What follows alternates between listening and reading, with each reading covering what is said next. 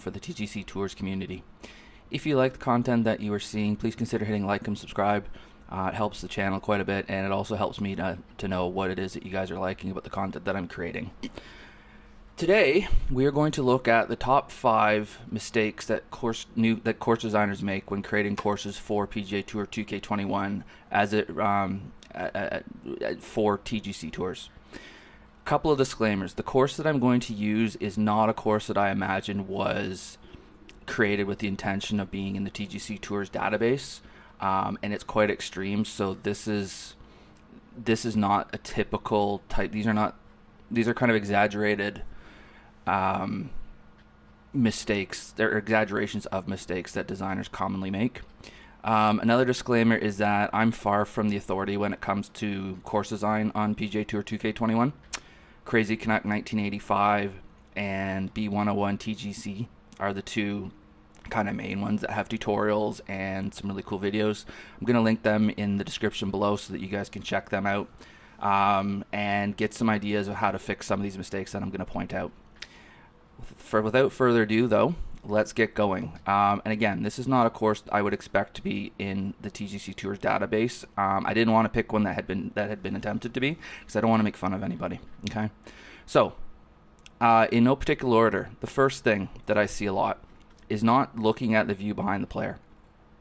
So if we look at this hole here, it is quite silly, and you're going to see that right the way through. But I see a floating waterfall out there, and I don't see any fairway anywhere. And before anybody starts yelling at me, yes, I know I can do this. All right, I know I can pull this up, and I can see, okay, that's what their hole goes. Yeah, there's water down there. But I like a realistic course, okay? And in real golf, I'm not going to have this. I have one course I've ever played where I've had a yardage book for it, okay? I know there's a scorecard. I know it has a diagram of the hole. But it's not telling me anything as far as how far those bunkers are. So I don't know. So when I can't see those bunkers, I don't know. So when I get down here and I find out, oh, the fairway doesn't start till 260, so I can't even lay up short of those bunkers. And yeah, there's bunkers right across the fairway, right? Even from this view, I'm not totally positive where I'm supposed to be hitting this shot. All right. So really, I would encourage designers to spend time here looking at what this view looks like. What I see is I see a house out to the right there that's kind of by itself.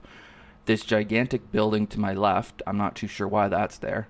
And then just, yeah, what we would call unintentional blindness, where because this area right here hasn't been smoothed, we can't see anything. All right. So spend some time here. And just, if you look at when Crazy Canuck is creating a hole, he's got a great series out right now where he's been creating a course from the beginning to end. Look at how many times he comes back to this view in the designer to see what his hole looks like. All right? There's a reason he's doing that. It's something that if you are spending time doing this, you're probably spending time on the other parts of your golf course. The other thing is that a lot of us like to have a good view from here. We like to just sit here and look at this view. We're golf geeks, so we enjoy that. All right, so we're going to go ahead and play this hole, and we're going to get to number 2. So the number 2 issue that I see is scaling. Now, if we look here, and scaling is a lot of things. It's sculpting, it's bunker sizing, it's green sizing. We've gotten ourselves through. We're in the middle of the fairway. Well, we're in the right edge of the fairway now. And we're staring at a wall. So, and we look at the green, and the green is tiny. I would suggest the bunkers as a whole might be bigger than the green. Okay? Again, this is extreme, but I see this kind of thing where you have really oddly sized surfaces. Okay? The fairway is very narrow. This is not the kind of course that in real life I'd want to go and play. And now I'm also left in a spot here that because of the scaling, I can't even hit it at the green. Because if I try and hit the shot the club that I need to hit, even if I go down one because I'm downhill, it goes right into the wall, comes right on back. Oh, now I'm really hooped. So I'm going to take my lob wedge and I'm going to just fully loft it. And even that didn't make it up. Okay. Try again. All right. Now, again, extreme example, but because of the scaling, and scaling does include things like crazy elevation changes, things along those lines. So be careful of that kind of stuff. One question I always like to ask is, does this make sense? Does this shot make sense? All right, let's just get this over with so we can move on to the next hole. Oh, there we go. Okay, so scaling. Pay attention to your fairway sizes. Pay attention to your elevation changes. Pay attention to how severe the sculpting is. Things like that. All right. The third thing that I see a lot is poor strategy. And part of that is trying to protect par, and part of it is just not allowing for a reasonable shot. So if we look at this hole, we've got, well, we can't hit 3-wood because it doesn't make it to the fairway. And driver, in my case at least, is going to go through the fairway. Never mind the fact that I have this teeny little area to try to fit it into. But even if I can, I'm probably going through the green, or through the fairway into the rough, right? Or into the water, I mean. So if I want to hit a safe shot, I've got to probably hit it about 275 yards. But even that, there's a 7-foot descent from where I need to be down into the water. Is that 8 feet even? No, it's 8 feet. Okay. So what's the shot here? What is the reasonable shot to hit? Am I hitting it way over here just to make sure I don't go in the water and I'm in the heavy rough? What am I doing? So I'll try and hit driver. Just partial one into the bunker. All right. And now, again, it's all or nothing, right? I can't leave a wedge. If I were to hit it into the heavy rough, I'm not sure if I could get it over the water. From the bunker, I might be able to, but I might hit the bank there because, again, the sculpting on this is quite extreme. But I mean, it's the only way I can get there. So it's either that or it's literally pitch out sideways. Okay, so it did come out. And then, again, with the extreme slopes, we're coming way down here. All right.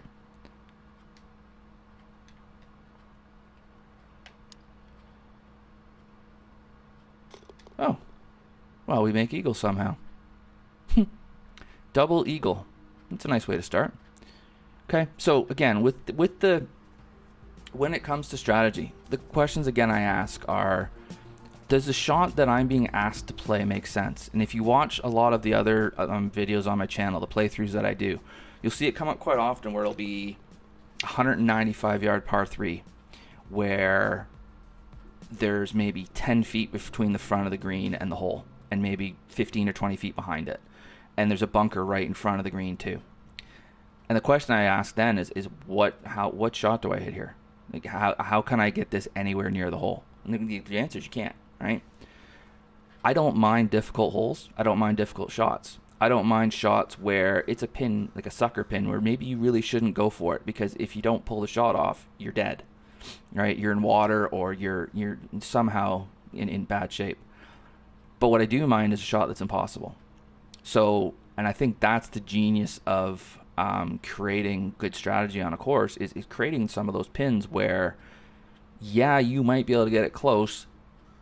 There's a penalty for missing it, but you can pull it off, and so there's a reason to try to take it on. And then if you don't want to, there's a reasonable safe shot to play where maybe you leave yourself 20, 30 feet, right? And so a lot of that poor strategy, again, trying to protect par, but you're trying to protect par by making the hole impossible. So I would really encourage you to look at the shots that you're asking the player to hit and ask, do they make sense? Do they make sense? Okay. The fourth thing, spending too much time on objects outside of the course.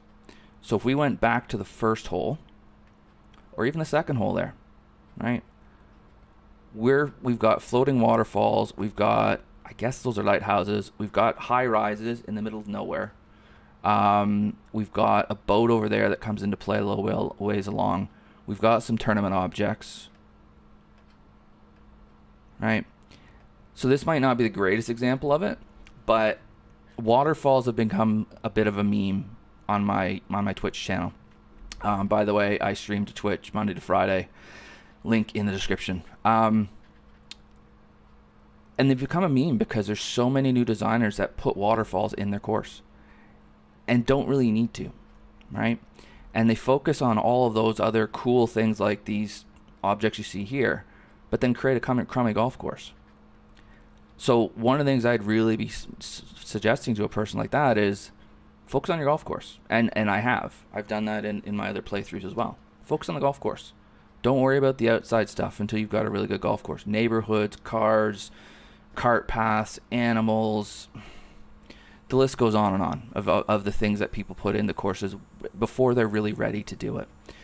Here's a hard truth when it comes to course design, and it's one of the reasons I've really shied away from doing it. Course design's hard. Course design is very, very hard. To make a good golf course, the kinds of courses you see in the TGCTours database, it's hard. It takes a lot of time. It takes a lot of effort. It takes a lot of learning. It takes a lot of watching tutorials. It's not for everybody. I don't know that it's for me, right? And so if you want to create a course for TGCTours, you need to put that time and you need to put that effort in. If you want to do what this designer's done, great, go for it. All right, this is a course I could see him and his buddies having a riot with. All right, like a hole like this, where again, I guess it's 3-wood. But we're unintentionally blind again. And then we've got this silliness. See, this is bordering on being fun because of how silly it is. But I mean, if you're trying to create a course that you want to get submitted to TGCTours, then this isn't gonna get there. Which brings me to the last mistake that I see designers making, which is worrying about other people's opinions of their course, and making whether having their course approved or having their course be too worthy, which is a real big one these days, having that dictate the decisions behind whether their course is good or not. There's one reason you should be creating courses in in PGA Tour 2K21, and that is because you enjoy creating courses. That's it. Okay? And what I think of your course, and what Canuck thinks of your course, and what Ben thinks of your course, what TGCTours thinks of your course, what anybody thinks of your course is totally irrelevant. You should be creating courses because you enjoy creating courses. And you should create the kinds of courses you want to create. If you want the course to be in the TGCTours database, yeah, there's criteria that needs to be there because TGCTours runs tournaments and they want courses that can hold tournaments, where the course is, for lack of a better term, fair. But that doesn't mean that you shouldn't create a course like this. You just shouldn't submit it to TGCTours, that's all. You know, go ahead, create silly courses like this, right? Create courses that would never be realistic. Create courses that would never go in the database, if that's what you're into. But then don't be upset when the database or the reviewer of your course says your course hasn't been approved. And here's why. Okay? But have fun. Create your own design. Create a course you want to create. Don't worry about what other people think of it. I see that so often where it's, well, this course here was tour worthy, but this one isn't. Why not? Does it matter? Are you happy with your course? Yeah? Okay, good. Then you're happy with your course. Also understand, just because a course is tour worthy doesn't mean it's going to end up on tour. And just because it isn't tour worthy doesn't mean it won't end up on tour. People find good courses. Okay? The last and the bonus thing that I think new designers in particular, but designers as a whole, mistake they make is they don't get people to play their courses. I imagine part of that is because the course is going to be critiqued, and criticism can be difficult to deal with. I also imagine part of it is that they don't realize that people will do it. So the thing that you get when somebody plays your course is you get to see your course through somebody else's eyes. You get to see somebody else play your course. You get to see how they attack it. You get to see the strategy that they use. You get to see how easy or difficult the course plays. And you get their feedback too as to if it's in a video format, at least you can hear them kind of talking their way through what they're doing and why. And it can be an invaluable thing to have another set of eyes looking at your work. So where that really can be helpful is looking at the TGCTours forums. So what I would really encourage designers to do, if you're not doing it already, is going into the designer subforum of TGCTours.proboards.com. I'll put a link for that in the description as well. Go look in there. The completed courses sub-thread is a good one. The courses not approved thread is another good one. There's a whole wealth of information in there that you can get. And if you participate in the forum and you participate in the threads and put out your course work in progress in the is it uncompleted or under I think it's under construction. If you put your courses in there, you'll get feedback. People will help you. This community wants good golf courses, and so they want to help designers create good golf courses. So take advantage of that fact. Reach out, ask for beta playthroughs, ask for feedback. Okay, your courses are going to get better as a result. I hope that is helpful. I hope that these, I guess that was 6. We'll call it top 5 plus a bonus. Hope those were helpful for you. Again, check out Crazy Canucks tutorials. Check out Ben's, particularly his video, how to get your course approved on TGCTours. Links will be in the description. Like and subscribe if you enjoyed the content. But this has been WhatAboutAmeobi. Have a great day. I'll see you next time.